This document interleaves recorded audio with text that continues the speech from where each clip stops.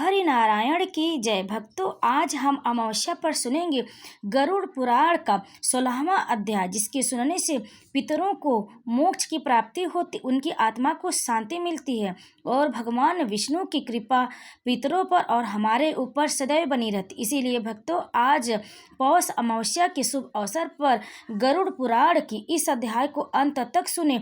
इस अध्याय में मोक्ष धर्म का वर्णन किया गया है। जो भी भक्त आज श्रद्धा और भक्ति के साथ इस अध्याय को अंत तक सुन लेगा, उसे मरणोपरांत मोक्ष की प्राप्ति होगी, उस पर भगवान विष्णु की कृपा होगी। तो चलिए भक्तों, सुनते हैं मोक्ष धर्म का वर्णन। गरुड़ बोले, हे दया सिंधु, मैंने सुना है कि अज्ञान के कारण प्राणियों का जन्म मरण लगा रहता है। अब मैं मोक्ष के सनातन उपाय को सुनना चाहता हूँ। हे देव देवेश, हे शरणागत वत्सल, सब दुखों में व्याप्त इस असार तथा भयानक संसार में नाना प्रकार की योनियों में अनंत जीव राशि हैं, जो उत्पन्न होते और मरते हैं। इस जन्म मरण के चक्रों का अंत नहीं है। हे भगवान, वे सर्वदा दुख भोगते हैं, उनमें कोई भी सुखी नहीं रहता। हे प्रभु, हे मुक्तिनाथ, इसलिए आप ऐसा उपाय कहें जिससे वे मुक्त हो। श्री भगवान ने कहा, हे गरुड़, सुनो, तुम जो पूछते हो अब वही कहता हूँ, जिसके सुनने मात्र से ही नर संसार के आवागमन से मुक्त हो जाता है। पर ब्रह्मा स्वरूप कला रहित सर्वज्ञ सर्वकर्ता सबके ईश निर्मल अद्वय शिव हैं। वे शिवम ज्योति आदि अंत रहित निर्विकार ब्रह्मा आदि से भी परे निर्गुण सत्य चित्त आनंद स्वरूप परमेश्वर है। उनके ही अंश का नाम जीव है। जिस प्रकार अग्नि से चिंगारी निकलती, उसी प्रकार अनादि के फेर में पड़कर उनके शरीर आदि द्वारा उपाधि से जीव अलग होता है। पुण्य तथा पाप रूपी यंत्र से जकड़े रहने से सुख या दुख मिलते रहते। जीव अपने कर्मानुसार प्राप्त हुए शरीर में आयु व भोग उस योनि में भोगते हैं। हे गरुड़, फिर अत्यंत सूक्ष्म लिंग शरीर मिलता और यह क्रम मोक्ष होने तक चलता रहता है। जीव क्रमशः स्थावर कीड़े पक्षी धार्मिक नर देवता आदि के बाद मोक्ष की प्राप्ति करते हैं। एक क्रमानुसार स्वदेद अंडज उद्रिज जरायुज 4 प्रकार के जीव हजारों बार शरीर को धारण करते तथा मरते हैं। अपने पुण्य प्रभाव से मनुष्य योनि में जन्म लेते तथा ज्ञान प्राप्त कर मुक्ति पाते हैं। 84 लाख योनियों में जीवों को जन्म धारण करना पड़ता है। मनुष्य योनि के बिना अन्य योनि में तत्व ज्ञान नहीं होता। लाखों बार संसार में जन्म लेने के बाद यदि पुण्य युज रहा तो जीवों को कभी मनुष्य जन्म से लाभ हो जाता। इस प्रकार मोक्ष साधन स्वरूप अप्राय मनुष्य योनि को प्राप्त कर अपने तारण का उपाय जो नहीं करता, उससे अत्यधिक पापी और कौन होता है। श्रेष्ठ मनुष्य योनि उत्तम शरीर और उत्तम वंश में जन्म प्राप्त कर भी जो अपने हित की बात को नहीं सोचते, वह ब्रह्मघाती ही होता है। बिना देह के कोई पुरुषार्थ नहीं कर सकता। इसलिए शरीर रूपी धन की रक्षा कर पुण्य कर्मों का साधन करे, सदा आत्मा की रक्षा करे, क्योंकि आत्मा से ही सब होता है। इसकी रक्षा में यत्न करना चाहिए, क्योंकि जिंदगी बनी रहेगी तो अनेक शुभ अवसर प्राप्त होंगे। गया हुआ गांव, खेत, संपत्ति, मकान आदि फिर मिल जाएगा और शुभ अशुभ कर्म बारंबार होता रहेगा, परंतु दोबारा मनुष्य शरीर फिर नहीं मिलेगा। इसलिए बुद्धिमान व्यक्तियों को उचित है कि वे अपने शरीर की रक्षा की उपाय करते रहें, क्योंकि कोढ़ी रोगी भी मरने आदि की कभी इच्छा नहीं करते हैं। शरीर की रक्षा से धर्म, धर्म से ज्ञान, ज्ञान से ध्यान योग होता है, जिसके द्वारा तुरंत मुक्ति हो सकती है। अहित कार्यों से यदि आत्मा व अपने को न बचाया जाए तो फिर अन्य कौन हितकारी है, जो आत्मा को तार देगा।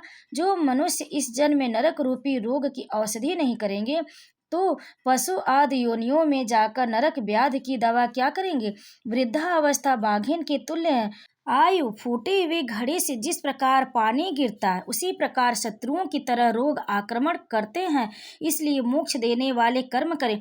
जब तक दुख अपना घर नहीं करता, तब तक विपत्ति नहीं आती। जब तक इंद्रियों में विकार नहीं होता, इसके पूर्व ही कर्म का अभ्यास करें, तत्व का अभ्यास करें। घर में आग लगने पर जो कुआं खोदते हैं, वे दुर्बुद्धि होते हैं। शरीर में बुढ़ापा आने से पहले अनेक कर्मों से संसार में बीतने वाले काल का ज्ञान नहीं होता। यह बड़े आश्चर्य की बात है। प्राणी अपने हित रूपी सुख दुख को नहीं पहचानते। कोई उत्पन्न हो रहा है, कोई मर रहा है, कोई आपत्तिग्रस्त है, कोई क्लेश भोग रहा है। ये मोह रूपी सुरा अर्थात शराब के नशे में मस्त है, फिर भी उन्हें कुछ भी भय नहीं होता। संपत्ति स्वप्नवद है, युवा अवस्था पुष्पवत है, आयु बिजली की तरह है। इन बातों को जानकर किसको धैर्य होता है? 100 वर्ष का जीवन भी बहुत थोड़ा है, उसमें भी आधा जीवन सोने तथा आलस्य में व्यतीत हो जाता। अवशिष्ट बालपन रोग बुढ़ापा आदि में व्यर्थ समाप्त हो जाता। मोक्ष के साधन में ब्रह्म चिंतन में योग रहित शयन कर भय स्थान में विश्वास करने वाले प्राणी हाय क्यों नहीं काल द्वारा मारे जाए। जल के बुदबुदे की तरह यह शरीर नश्वर है, इसमें जीवात्मा रहता है, परंतु क्या इस अस्थिर प्रिय शरीर के समास में जीव आत्मा निर्भय होकर स्थित रह सकता है? जो अहित करने वाले विषय भोगों को अपना हितैषी माने, अध्रुव प्राणी पदार्थों को अटल माने, अनर्थ में अपनी अभीष्ट सिद्धि माने, ऐसे व्यक्ति मुक्तिदायक आत्मज्ञान नहीं जानते। वे देव माया के फंदे में अपने को फंसा देखकर भी कठोर खाते हैं, सुनकर भी नहीं समझते हैं, पढ़ने पर भी उन्हें ज्ञान नहीं होता। यह कोई नहीं समझता कि मैं काल रूपी अथाह संसार सागर में मग्न हूँ, जिसमें मृत्यु रोग बुढ़ापा आदि ग्रह व्याप्त है। जिस प्रकार जल में स्थित कच्चा घड़ा प्रतिपल नष्ट होता रहता है, परंतु मालूम नहीं पड़ता, उसी तरह प्रति क्षण में नष्ट होने वाली आयु भी नहीं पहचानी जा सकती।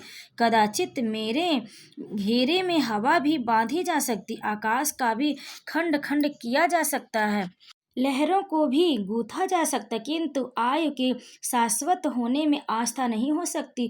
वह काल भूमि का दहन कर सकता है, मेरु पर्वत को विशीर्ण कर सकता है, समुद्र के जल को सुखा सकता है। तब शरीर की क्या गणना? मेरे पुत्र, मेरी स्त्री, मेरा धन, मेरे बांधव, ऐसी बातों का प्रलाप करने वाले मनुष्य रूपी बकरे को काल रूपी भेड़िया मार गिराता है। यह काम मैं समाप्त कर चुका, यह अवशिष्ट है, किया हुआ कार्य अभी कुछ बाकी है। ऐसी इच्छा करने वाले को काल अपने फंदे में कर लेता है। जो कल करना है उसको आज करे, जो सायं करना उसको प्रातः काल ही कर ले, क्योंकि तुमने कितना काम किया और कितना काम बाकी है, इस बात का काल इंतजार नहीं करता। मृत्यु रूपी शत्रु को आप पर आक्रमण का वृद्धावस्था में आकर मार्ग बतलाया, असाध्य रोग उसके सैनिक है, इनसे बचाने वाला ईश्वर की शरण में क्यों नहीं जाते? प्राणियों को तृष्णा रूपी सुई से कोच कोच विषय रूपी घी में गिरा, राग द्वेष रूपी अग्नि में पका मृत्यु भोजन करती रहती। यह जगत ही ऐसा है कि जिसमें बालक जवान बुढ़ा गर्भस्थ चाहे जो भी हो, सबको मृत्यु ग्रस लेती है। जब जीव अपने शरीर को ही त्याग कर यमपुरी चला जाता है, तो कैसी स्त्री माता पिता पुत्र आदि संबंधित कहाँ गए? यह संसार दुख का खजाना है, जो इसके प्रपंच में रहते हैं वे ही दुखी होते। जिसने इस संसार का त्याग किया है वही सुखी हो गया, अन्य कोई भी कहीं भी सुखी नहीं है। अतः संपूर्ण कष्टों को उत्पन्न करने वाले आपत्तियों का खजाना तथा संपूर्ण पापों के आश्रय रूप संसार से मुक्त हो, इसे क्षण भर में त्याग दे। लोहे तथा लकड़ी के पासों से जकड़ा हुआ मनुष्य छूट सकता, किंतु पुत्र स्त्री रूपी पास से कभी भी प्राणी की मुक्ति नहीं हो सकती। जो मनुष्य जितना प्रेम भाव संबंधियों से बढ़ाता है, उसके हृदय में उतने ही दुख रूपी कांटे चुभते हैं। हाय विषयाहार कराने वाले देह स्थित इंद्रिय रूपी चोर मनुष्य का संपूर्ण धन लूट कर उनका नाश करते। जिस प्रकार मांस लुब्ध मछली लोहे की कील नहीं देखती, उसी तरह आनंद लुब्ध मनुष्य यम बाधा नहीं देखता। हे गरुड़, हित अहित को न जानने वाला, सदा कुमार्गगामी तथा अपना उदर भरने वाला मनुष्य नरक में जाते। आहार, निद्रा, भय, मैथुन ये तो सभी प्राणियों में एक समान है, परंतु ज्ञानी को मनुष्य कहते और ज्ञानहीन को पशु ही कहा जाता है। प्रातः काल का समय मलमूत्र करने में, मध्याह्न का समय खाने पीने में और रात का समय मैथुन निद्रा में मूर्ख लोग नष्ट कर देते। हाय अज्ञान रूपी मोह में पड़कर अपने शरीर, धन, स्त्री, पुत्र आदि में सब प्राणी लगे हुए उत्पन्न होते और मरते हैं। इस कारण सदा आसक्ति का महात्याग करें। यदि सब आसक्ति न छूट सके तो संत महापुरुषों के साथ संगति करने से संसार रूपी रोग की औषधि मिलती है। सत्संग और ज्ञान यही दो निर्मल नेत्र हैं। जिस मनुष्य के पास ये दो नहीं है वह अंधा है, वह क्यों नहीं कुरास्ते में जाएगा। जो मनुष्य वर्ण और आश्रमों के आचार में निरत है परंतु मोक्ष धर्म को नहीं जानते, वे दंभी है और व्यर्थ नष्ट हो जाते। कोई क्रिया करने में संलग्न है, कोई व्रत करने में लगे हैं, ऐसे अज्ञानी जन्म छलियों की तरह विचार करते हैं। जो व्यक्ति नाम मात्र के कर्म कांड में लगे रहते हैं, यज्ञ आदि के विस्तार पूर्ण विधान में लगे रहते हैं, मंत्र उच्चारण होम करने से स्वर्ग मिलता है, ऐसी भावना में रहते। जो मेरी माया से मोहित है वे मूर्ख दिन में एक बार भोजन या उपवास आदि नियमों द्वारा शरीर को सुखाने में मोक्ष मिलता है, ऐसा जानते। अज्ञानियों को शारीरिक दुख से क्या मुक्ति मिल सकती है। वाल्मीकि ने ताड़न से कहीं सर्प मर सकता है। जो प्राणी मस्तक पर जटा का ढेर बढ़ाकर बगल में मृग चर्म दबा वेश बनाते हैं, वे दंभिक संसार में अज्ञानी पुरुषों की तरह स्वयं भ्रम में है तथा अन्य लोगों को भी भ्रम में डालते। सांसारिक सुखों में आसक्त रहने वाले, मैं ब्रह्मा हूँ ऐसा कहने वाले, कर्म और ब्रह्मा दोनों मार्गों में भ्रमित पुरुष का अत्यजनों की तरह त्याग कर देना चाहिए। जिस प्राणी के लिए गृह और वन एक सा है, जो संसार में लज्जाहीन दिगंबर हो, वन में गंधर्वों के सदृश भ्रमण करते हैं, कि वे क्या कभी विरक्त हो सकते हैं। मृतिका तथा राखी लगाने से मनुष्य की मुक्ति हो जाए तो कुत्ता भी नित्य मिट्टी राखी में लौटने से मुक्त हो जाएगा। घास पत्ता जलाकर तथा वन में रहने मात्र से मुक्ति मिले तो क्या निरंतर वनवासी तृणाहार आदि में संलग्न जल का आहार करने वाले सियार, चूहे, हरिण आदि तपस्वी हो सकते हैं। मरने के समय जो प्राणी गंगा आदि तीर पर रहते हैं उनकी मुक्ति होती है। तब गंगा के किनारे बसने वाले मेढक, मछली आदि की गणना योगियों में होगी, क्योंकि जन्म से लेकर वे जीव मरण पर्यंत तक गंगा के तट पर ही रहते। कंकड़हारी और पृथ्वी जल का पान नहीं करने वाले व्रतियों को मोक्ष मिलता है।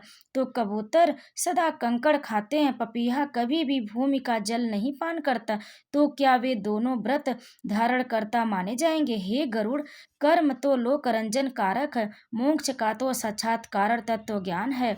हे गरुड़, षड दर्शन रूपी महाकूपी में गिरे प्राणी परमार्थ को नहीं जानते, वे पशु हैं तथा पशु बंधन से बंधे हैं। इसीलिए भक्तों सिर्फ नारायण के चरणों का स्मरण करें, उन्हीं का ध्यान करें, उन्हीं के नामों का उच्चारण करें, वही मोक्ष की प्राप्ति का मार्ग है। जय श्री हरि नारायण।